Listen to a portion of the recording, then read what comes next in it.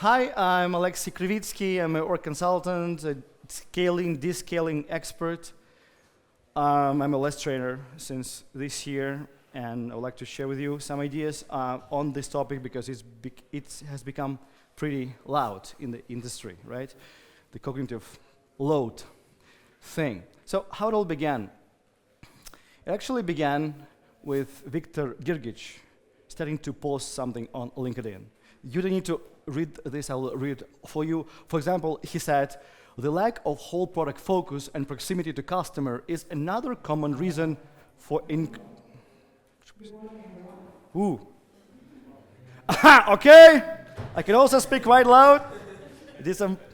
He says the lack of whole product focus and proximity to customers is another common reason for increased teams' cognitive load, right? And then he says yet another way to reduce teams' cognitive load is by improving test automation. And then he says another way to reduce cognitive load is to avoid having teams coordinating and chasing project managers and fake product owners. And then he says yet another way to reduce team cognitive load is to avoid spreading teams members across different locations. And he had a lot of these ideas, and I'm like, oh, there's actually more than one way how to reduce cognitive load. And then I started to collect all of these ideas, because if you look outside of our community, there's only one way they talk about. And you know what I mean, right? I'm gonna explain it too. So there are many ways how to reduce cognitive load, and this is what we're talking about. I will follow advice from Craig and focus now on the right understanding. Yes, because that's what I guess you can remember from the first 20 minutes. That's how he said it. So let's try to understand what cognitive load actually is. Okay? So cognitive load, imagine your brain is like a backpack that carries information. Right? Cognitive load is about how heavy the stuff you need to carry. Right? So this about the size, amount, and effort of that you need to keep somewhere in your body, in your brain, I don't know where exactly to do something with that information. Right? So this amount, information, effort of holding this information, this is somehow something that contributes to the level of cognitive load. By the way, this slide hides two ways how to reduce cognitive load already. Can you guess? Well, first of all, you can use metaphors, right?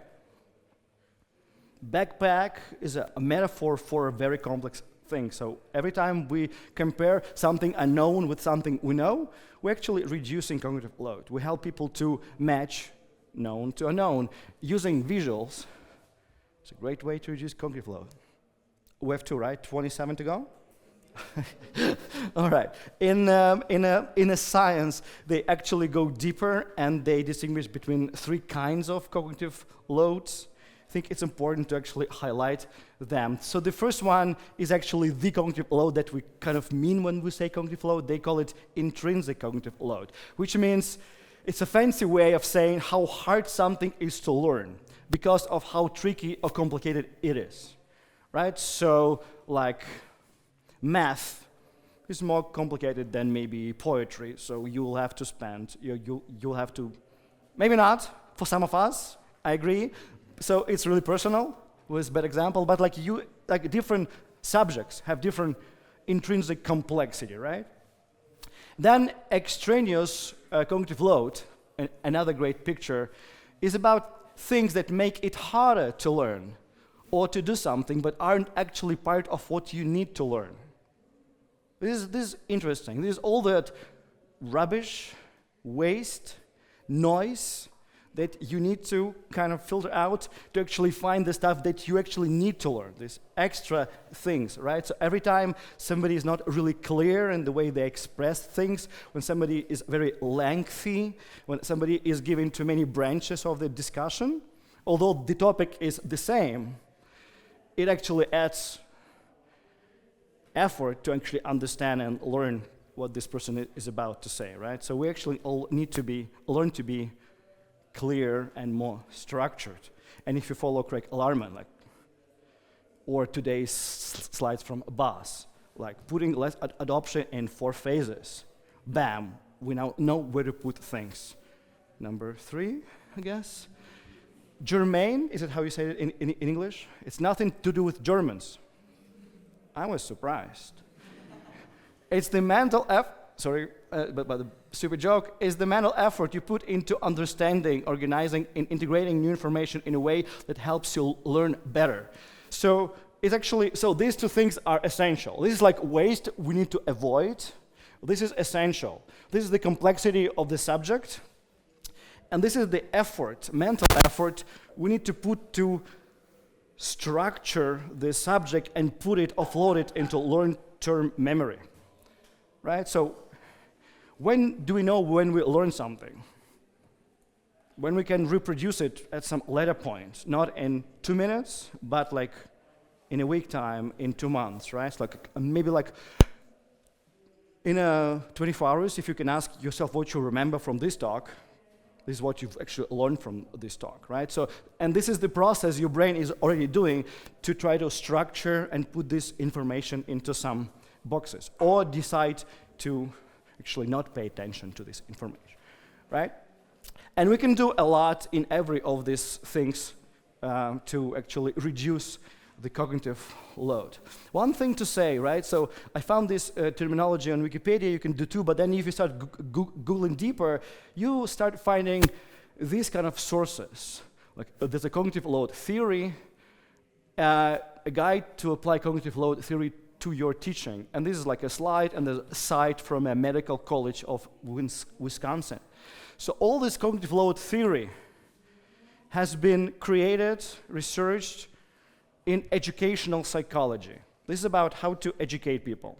And professors, of course, would like the students to remember more things, right, and apply them later. So I didn't find any studies on cognitive load theory applied to coding, product development. This all comes from educational psychology.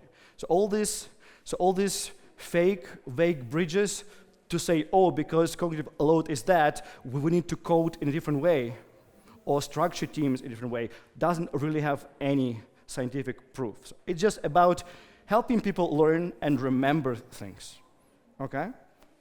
It's important to understand that. So CL is not Craig Larman, it's cognitive load, is the effort to learn, right?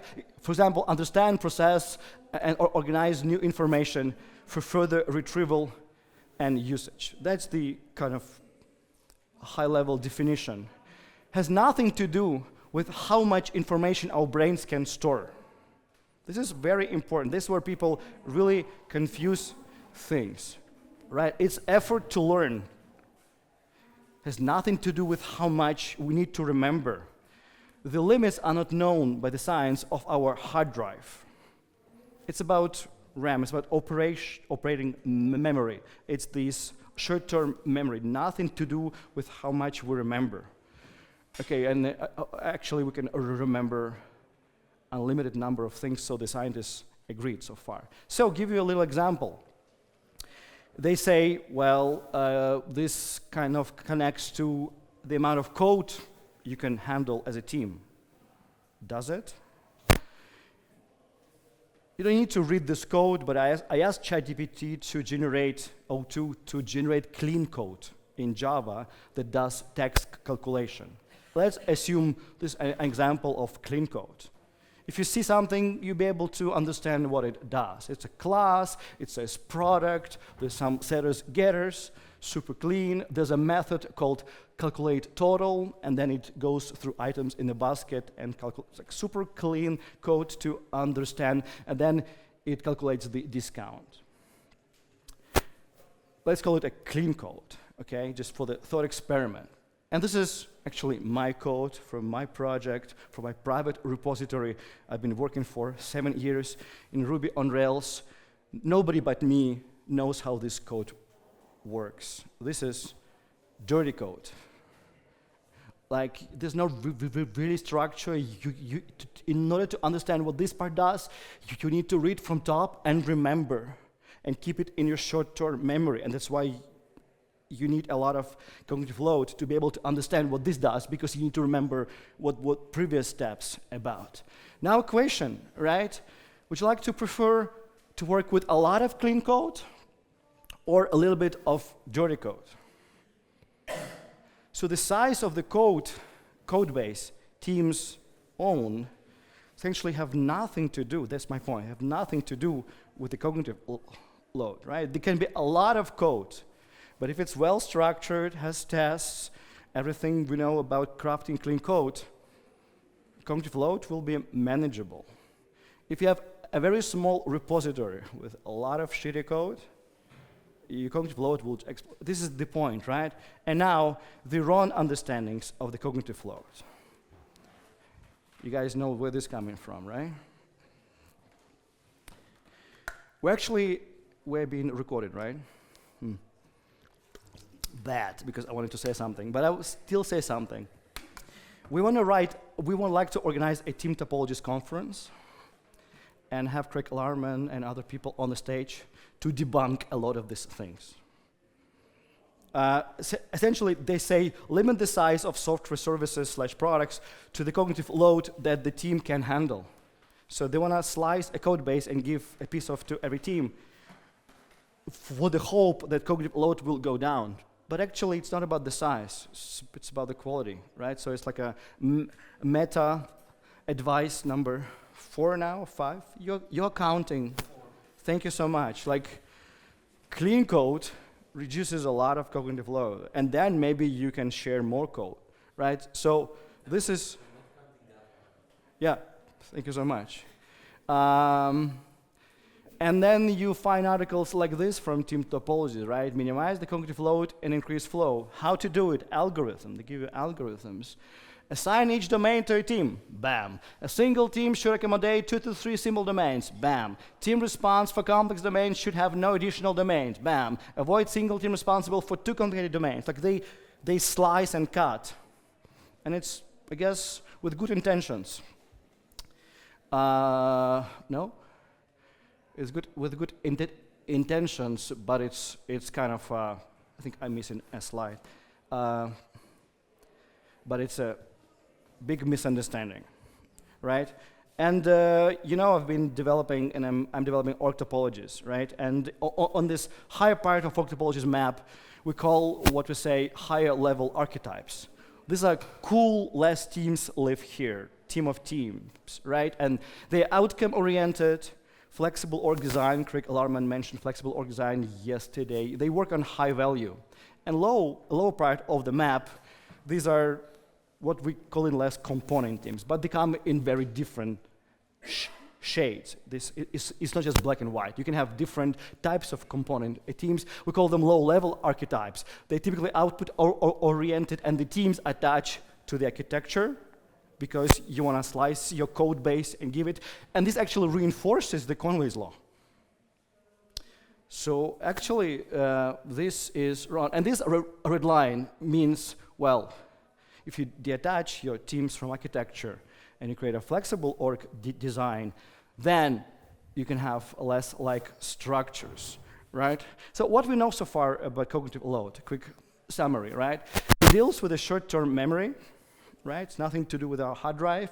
And it's the effort to learn and organize information, right? We already know this. Actually, repeating things multiple times is number. Thank you so much. I'm just giving you the idea. There are so many ways how to reduce cognitive load without cutting your code base and assigning them to teams, right? Doesn't necessarily increase with the size of the code base, unless you need to learn your code base by heart. So nobody does that, right? If you need to learn your code base by heart, of course, size will matter to your cognitive load. Never saw anybody doing that. And doesn't necessarily increase with the amount of components you need to make change in, unless you need to make changes simultaneously. Victor Girgich had an open space yesterday. Anybody was there, open space? Yeah, so he actually went into more details. I don't have time for that. But the idea is, if you have a cross-component team, like a feature team in less, right? And this team will have to work across multiple components to get some customer-facing feature done. People from the team topologies, they say, well, this is increasing your cognitive load because it's a lot of work, a lot of code. But if you don't need to remember that code by heart, and if you open up one repository with hopefully clean code, you do something, you close it.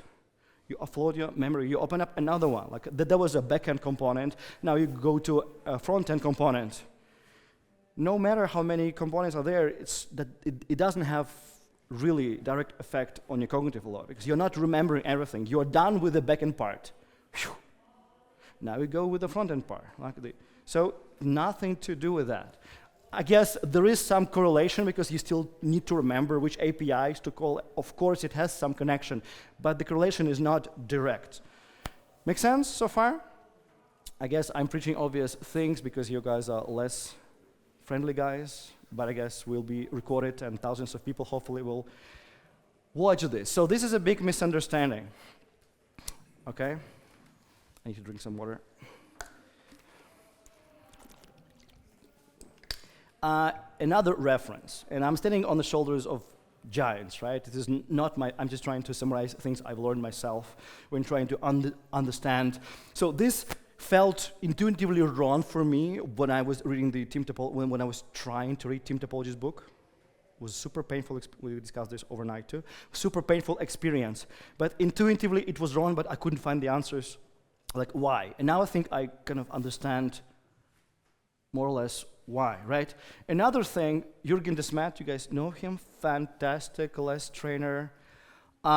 He had this talk 2 weeks ago in Prague, so super fresh. You'll be able to find it. An amazing talk. All of you will be flying today, tomorrow. Catch that video for your flight. It's 40 minutes is fantastic. Actually, what he explains is that in very short, just if you slice code and give it to component teams with a good intention to reduce cognitive load, actually, you might not be reducing the cognitive load.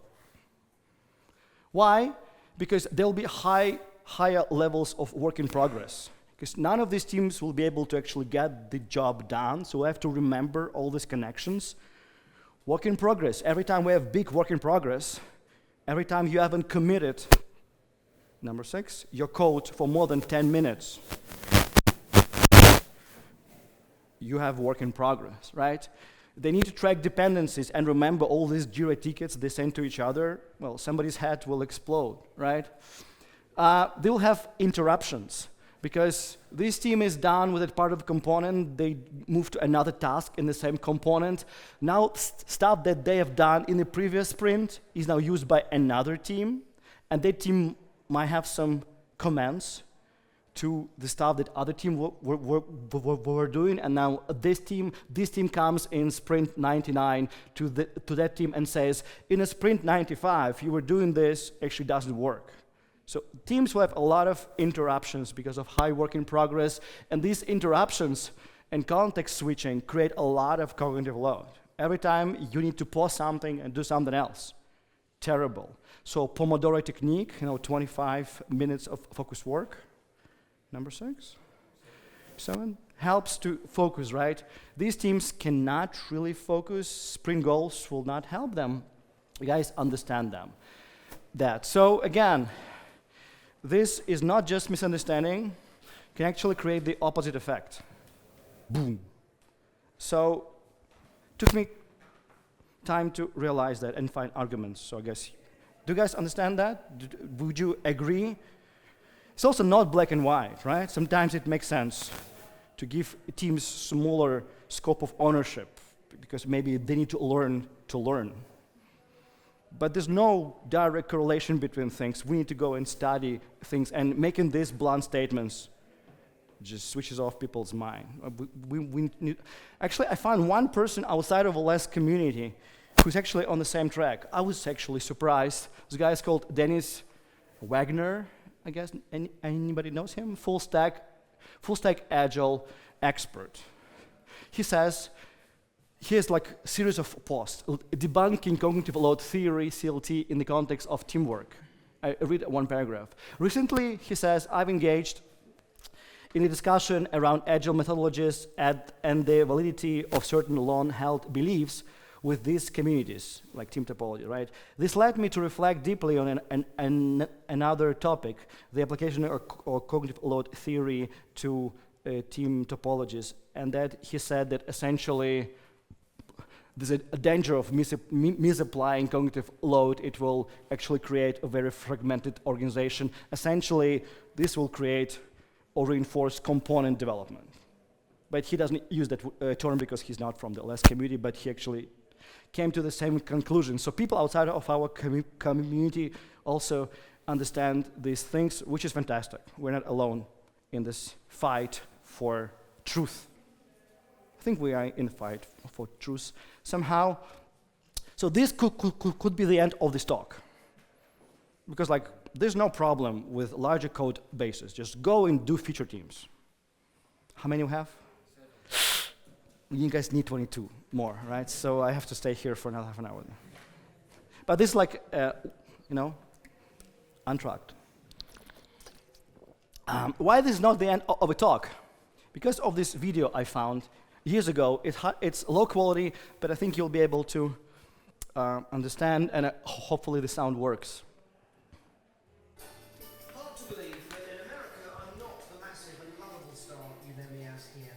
I shall exploit my anonymity and try some daylight robbery in the financial capital of the world with a wallet. Doesn't work, right? Or works? Why it doesn't work? Full of blank paper. This is a little cheeky. Doesn't work or works? Hard to know.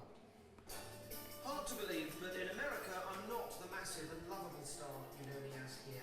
Never. I shall exploit my anonymity and try some daylight robbery in the financial capital of the world with a wallet. Anyway, to make this story without the video, the guy enters a shop, a jewelry shop somewhere in New York, this guy, and he's trying, and he's been filmed, and he's trying to actually steal something from the shoplift it, right? And this is the guy who is behind the counter selling diamond rings, and this guy starts to talk to this guy about random topics. What's the next subway station? How many kids do you have? What's the weather like in New York this time of year? And actually also asking him to give him some of the diamond rings to try on. And by overloading this guy, he just leaves the shop with the diamond rings and all and leaves. And the cameraman is following him. And this is like, this guy, he got that something was wrong. You can see his face at the end of the video, but he doesn't really still understand what happened. Like, wow. You can actually use cognitive load theory for very interesting activities. Right? Essentially, so cognitive load is a very relevant topic somehow because it affects if we are behaving professionally or not, if we're doing our job or not. And two fantastic people, Viktor Girgic and Jurgi Desmet, wrote this book. And I was honored to write a foreword for this book. And essentially, what I'm saying in this foreword, it's if you don't know who you're talking to, you're just talking to like a black box person remotely, or you're having a call, it's impossible to distinguish an unprofessional person from an overloaded person. Behaviors will be the same. If somebody is overloaded, you might think they're just unprofessional because there will be mistakes in your emails, they will forget to attach an attachment, there will be wrong links, wrong calculations, like they're unprofessional. So cognitive load actually makes us to be more professional, right? So if we manage it properly. So this is a very relevant topic, not the way team topologies guys see this, but for our work, it's super relevant. If you were in a CLP class by Craig Larman, anybody in there? He actually asked never to share his CLDs. I know, don't tell him, he's not here. Great. essentially, you do a lot of systems modeling. There was an open space yesterday. Hopefully, there'll be another one today. If you don't know what it is, go to the open space. But essentially, what you're studying with this systems modeling at Craig's class, you're studying influences. What things influence what you want to be influenced? And of course, if it's a less adoption, you want adaptiveness of teams to change direction at global level. This is one of the type of adaptiveness you want to increase, right? So teams are able to change direction. This is fantastic. But there are other things that might influence that. And you know this icon for a boss, right? And Craig called him Bob Iger, because he says every company has either a Bob or an Iger guy, depending on the context, who will say, yes, adaptiveness is cool, but teamness is more important. And if now all the teams working from one single backlog and everything, there's no teamness. Right? And another argument from a team topologies perspective would be, well, so this is like a teamness part, and it's like learning the backlog part. Well, if you want adaptiveness of teams to be able to change direction, actually, you need to make the teams know the top of the backlog. That's why we have PBR in less. And Bob Iger would say, yeah, but it's not efficient for everybody to learn everything because the cognitive load will go up, right? And Craig gives a very systemic approach how to deal with that. How much time actually do I have? Good. So he calls this primary concern, secondary concerns. Very clear language which actually helps to know how to work with that. So I'm not going to go in a lot of details, but he also gives an algorithm, like how to deal with the secondary concerns, because there's something good in that. Teamness is a nice thing. And having very high cognitive load is also not cool because you will not be professionally behaving. So these are important things, but we want still adaptiveness. So how to deal with that? And he gives an algorithm, something like this, how to work with secondary concerns. Don't denigrate or argue. Like, don't say those people are stupid. No. They have a point, right? And make people hurt, like appreciate the concern. Say, hey, Bob Iger, thank you. We really are thankful for your job as a line manager because you care of your people, and look, they're happy. So that's why actually you are doing this exercise. Once they're happy and they're not really feeling being attacked, you say, you know, like, but by the way, if you remember, we want adaptiveness because our CEO said that's the thing that will help us to create business impact, right? And now let's find ways how to generate options to deal with your teamness, or cognitive load, or other secondary concern without suboptimizing the primary concern. It's like optimization exercise, where we want this to be as high as possible, and this, maybe we can find a way to influence those things. This is why there's 29, whatever, random number ideas. We need to find different ways how to work with the secondary concerns without suboptimizing the primary concern. And if you cut the code bases in parts and give them in a private code ownership policy to different teams, you are suboptimizing the primary concern because teams will not be able to switch work and learn from each other. So we need to find other ways, right? So our goal as org designers is to generate options for bringing the cognitive load down without optimizing the primary concern, like adaptiveness, customer value, speed of value, delivery, etc. So this is the goal of an org designer, right? Is not to create suboptimal understanding. And why I'm saying that? Because I don't think if there's any company in the world whose primary concern is actually to minimize cognitive load, unless it's a meditation center. Can't think of any other example. You know, like, businesses are not made for people who don't think or a peace of mind optimizing goal. Businesses are made to do something good, and making that good requires solving problems. Your cognitive load goes up. Well, okay, this is why you're hired for this job, and we can manage that without, you know, jeopardizing the goals. Make sense? Anybody's working in a company where primary goal is to reduce cognitive load? Have you seen one, Mark? You're the most experienced I know. I never heard, so it's actually kind of bullshit in a way. It is even harmful, exactly. This talk from Jurgen, yeah? Anyways, an evil dog. Are you ready to be evil dogs for 3 minutes? And interactive part starts now, okay? You are evil managers. Your goal is to maximize workers' cognitive load. Talk to each other, generate ideas. And report them to Michael, so at least he knows. Mika. What can we do as managers to make people go like, my head explodes? 5 coolest ideas in the room for our friend Michael here. Alexey. We can call the same things different things. Fantastic idea, right? Also in the code. Yeah, exactly. You can, at many levels, you can do this at many levels, right? You can call teams squads, actually. Will help? No. Fantastic. Removing IDs and requiring notepad only. Removing IDs, and requiring only notepad. notepads? Yeah, this is pretty evil, man. Did you see it in your lifetime? This is bad. But actually, making developers work harder by not giving them permissions, licenses, whatever they need, is a pretty evil move. A lot of companies actually doing that.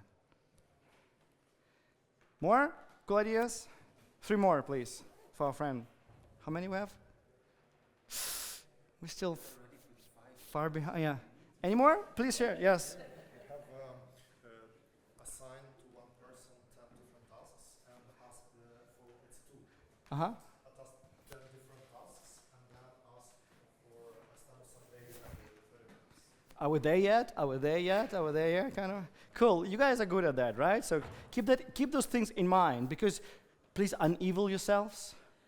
You're good again. And my hypothesis is that these things can be reversed. Remove IDs, give the tools they need. Like, call things differently, call things, I think the logic goes. So I think we already actually passed 29 things if you count all of them. So you can just stop counting, unless you want to count. How is your cognitive load now? Actually, this can be a very useful thing to do. We don't actually, even Italians don't have this. Let's learn this. I've discovered it for myself. Like, when you're listening to somebody, you can actually show where you are in your cognitive load. Try that. It actually gives you a feel like, oh, I'm being overloaded. And actually, the other person can react to that. Oh, I should stop giving feedback. It's already. We can actually help each other to be better with each other, because we all have different patterns and I guess different cognitive capabilities, you can say. Anyways, some things from Victor's slides and what I found. Please read. Can you guys read from back?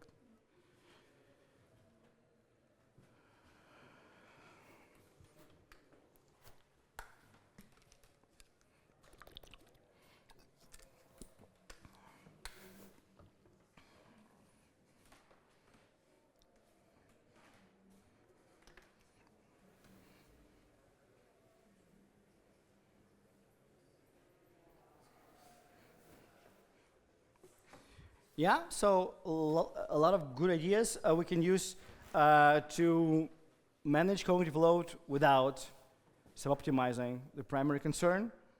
These are very less friendly moves, by the way. Actually, less, you can say, reduces the cognitive load long term. Immediately, it will go up. When you open up all these private repositories, but then long tail will be way better than in any component development. Okay, so it's like plus 10 to your list. Go.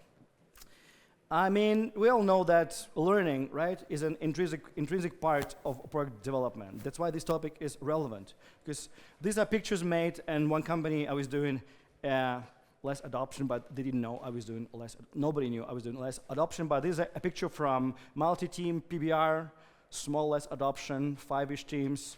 That guy is a customer representative, so and teams talk directly to that, really reduces the distance to customer and has positive effect on the cognitive load. So people talk a lot, and this is, if I didn't tell to you this is a PBR, that looks like a workshop, like a master class, training, because this is where people learn. And of course, Les has a very clear picture on that, right? Multi-team PBR, that's where actually this is your learning container. This is learning environment. And I'm gonna read you a text now, and I would like you to do this. And I would like to get you as high as possible on that. And then we will debrief that, okay? So the text goes like this. You don't see it, right? Okay. And you try to guess what I'm trying to tell you. These are some kind of instructions, okay? So, start by placing a cushioned layer on a stable, elevated platform. Gently position the tiny corpus onto the surface, ensuring they are resting comfortably on the dorsal side. Don't even know these words. Release the adhesive fasteners on the existing protective covering that encases the lower half of the form. Are you still here, actually, or are you leaving to? Carefully remove the soiled sheath, lift it away to reveal affected area. This is actually point number 1. Point number 2, requirement document. With the soil covering set aside, use pre-moistured soft wipers to meticulously cleanse the exposed region, paying particular attention to any faults, and crevices. Ensure all residues are thoroughly removed, leaving the surface clean and dry. What the fuck I'm talking about? You know, there are many ways to make things fucking difficult.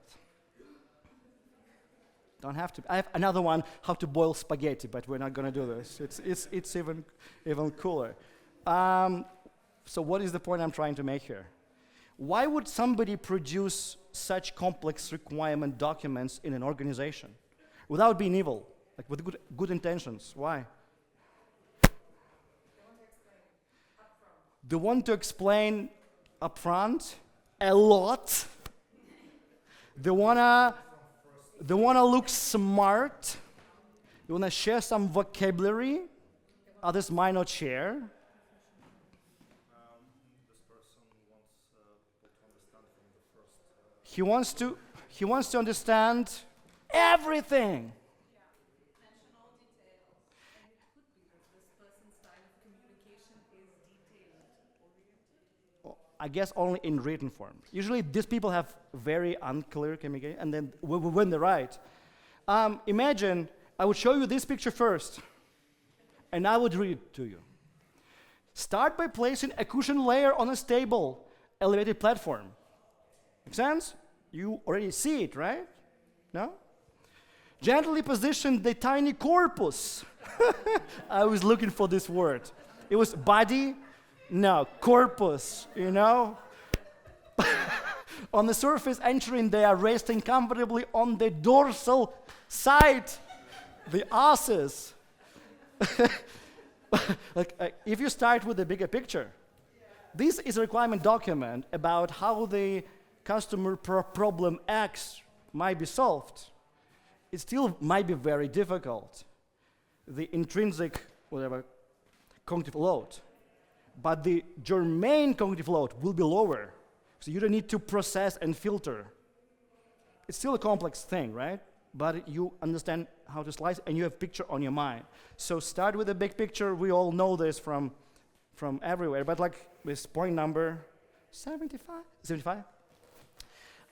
Another example, HTTP status codes. Any web developers in the room?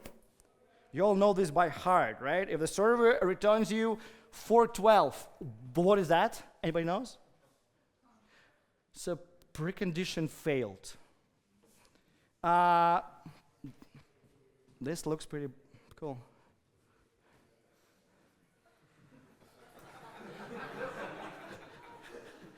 I don't need to know this. I've been a web developer for 20 years. I remember this. I don't need that. ISO standard, whatever. This is fantastic. Which one you want to see in your requirement document in a specification? You want to start with the big picture, right? There are 4 kinds of errors. And in this sprint, in this PBR, we're going to focus just on one. And then you kind of start having a bite. This is how we do it in LAS. We don't do this. You might end up having this understanding after 2 years of doing that bit by bit. So people don't need this information at once. By the way, going back to these guys, one more point to make here. So why would people make these documents? And who would be those people? Would be a typical role in a company of somebody who would write this with good intentions? A business analyst is very likely. And why would... Not every business analyst will do it, so let's be careful. In which condition business analyst needs to be that she will write this document and send it over to somebody? Not safe? Not safe to do what? Not to safe, so they are not in the team. Every time you remove business analysts from a team, they will have to communicate a lot of things they learned from other people, and likely it will be this. Because they think you understand the bigger picture. Very likely you don't, because you just finished another feature and that's another feature and you have no idea what problem you are solving.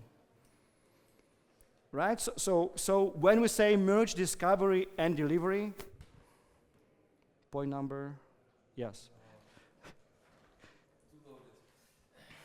When you say merge discovery, it's not just because of other reasons. It's also because this will minimize the need of documentation and very complex documentation which people don't understand.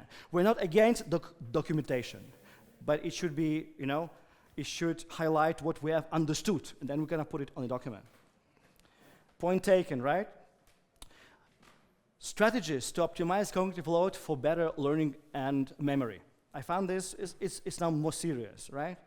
So there are 5, I believe, big things we all can do to help people learn better. This is from the science of learning and teaching people. And I'm trying to apply this to PBR at the moment, right? So they say simplify complex information, right? Break down complex information into smaller manageable parts to reduce intrinsic load. Use customer language. Customer needs and problems actually very easy to understand.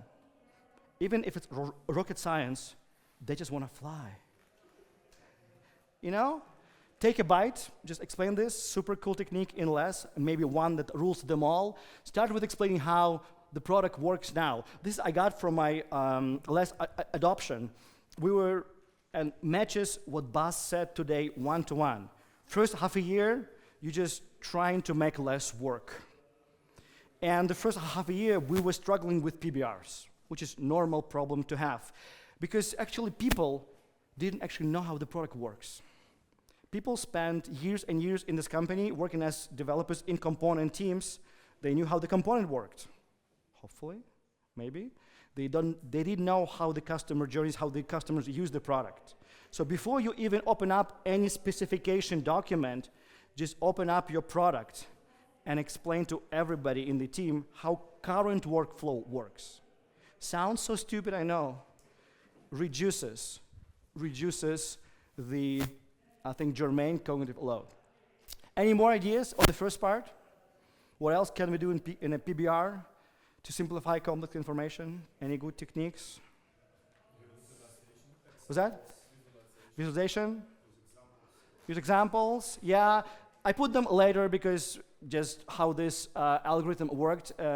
Improve instructional design, they say. Use clear, concise instruction and relevant material. Is it to reduce which kind of cognitive load? The middle one, the noise. Just give people what they need to know. Don't give them all the HTTP codes, right? And then start with why, connect team with customers, all ideas which we can use. Encourage active processing. Engage learners in activities that promote deeper processing, germane load, without overwhelming them. This is just giving them information you need to give, right? This is to make processing of that information easier, because between a PBR and a sprint planning, few days might pass. Actually, the more time, the more chance that they will forget, which is exactly my point. You can test understanding with specification by example. You can work on freshly refined items next sprint. So don't put them somewhere. If you refine something, work on this next sprint, then people will remember and don't have to kind of try to remember it harder. And next PBR, if it's still a priority, you can open up the item that you refine and took a bite and continue refining it. So people will keep learning, and actually once you've learned some basic concept of a problem, learning some sub-elements, it's not so hard. It's getting pretty hot here. Does it affect your cognitive load? It affects mine for sure.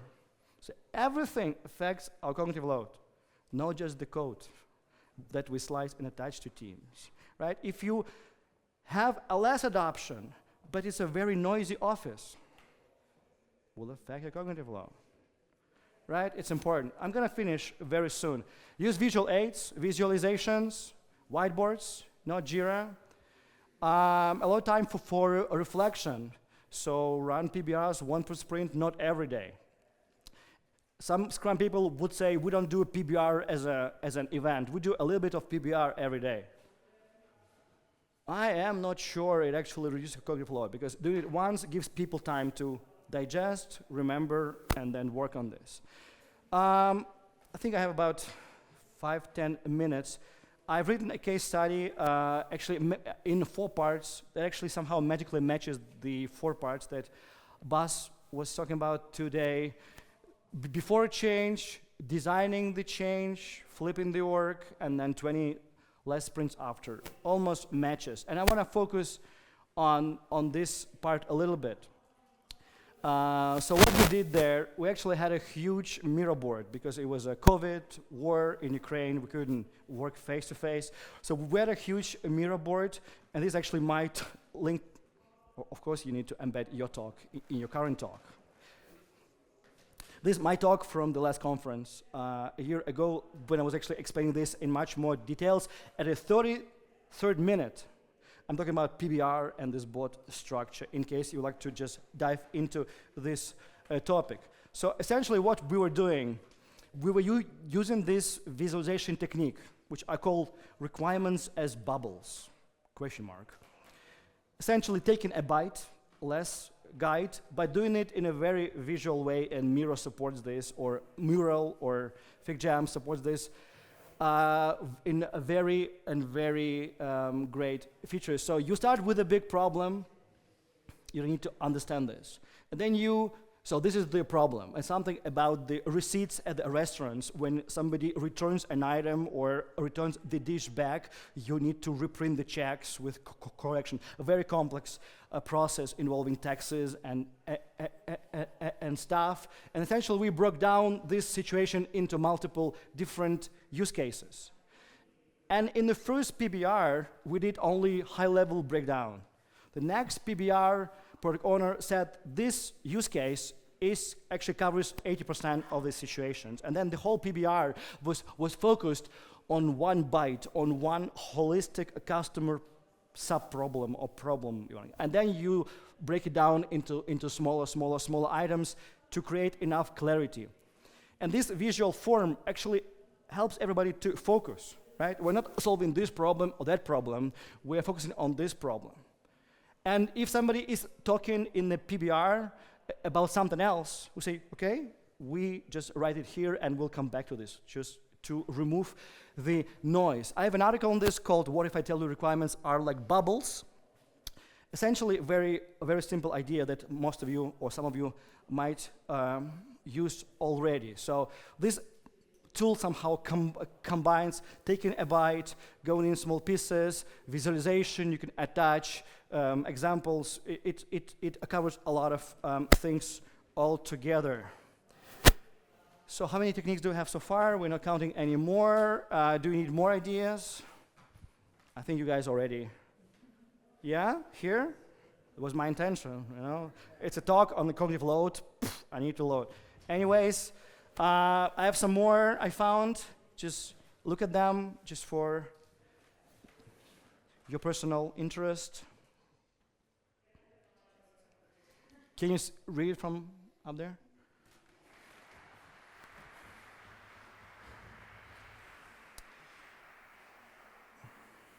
A lot of things. I can go into details, but there's one more thing here I want to talk about.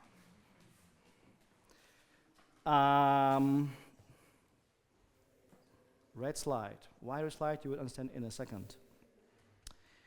So far, we've been talking about how to reduce the cost of knowledge acquisition. We try to make people understanding and remembering better. I call it COCA. That's why it's red. Now you understand. Right? But is it the only thing that is out there? For example, I moved to Germany 11 years ago, and before that, I have never wanted to learn any German. I was studying French for 6 years. But I moved to Germany because it's a better country.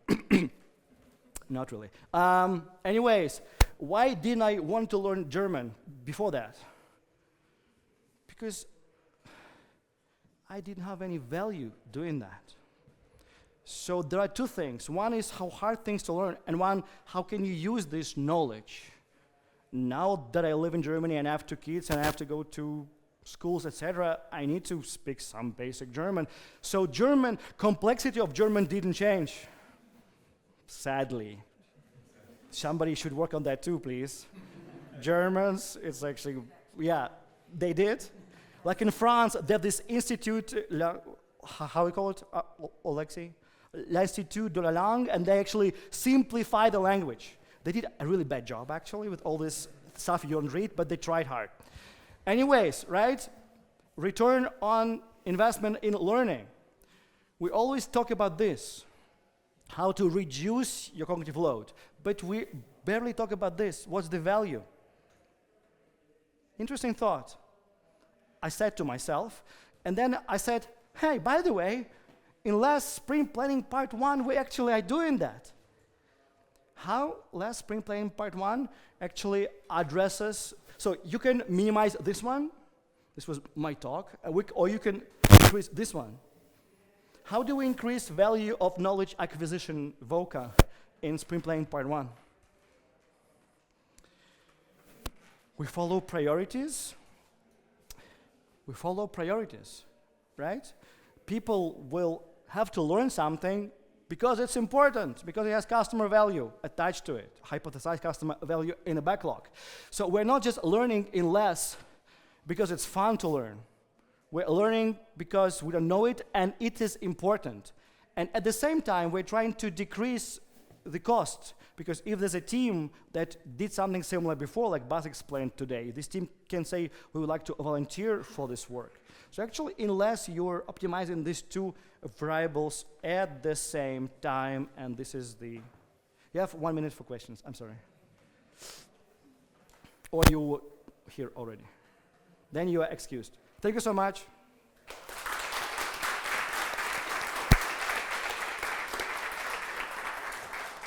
How many we have? I don't know. We have a lot of ideas. That's fantastic, right? Not just one from Team Topologies. Thanks a lot.